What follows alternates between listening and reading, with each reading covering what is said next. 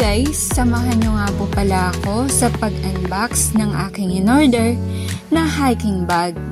Ito po ay 100 liters capacity. Malaki, diba?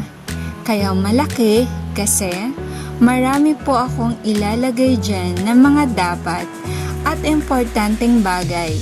Isa na po dyan ay ang food at plates ng aking dalawang fur babies. Dapat guys, mayroon po tayong ganitong go bag. In case of emergency, handa po tayo.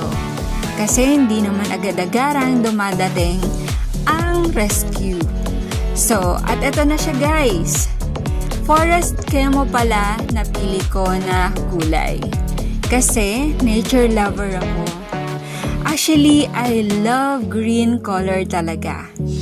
At waterproof na din pala ito guys. Meron na rin po siyang 3 compartments sa harap at tig-isa sa bawat gilid. At expandable na rin pala ito guys. Kapag di ganun kadami ang ilalagay nyo, pwede nyo siyang itupi or i-zipper. O diba?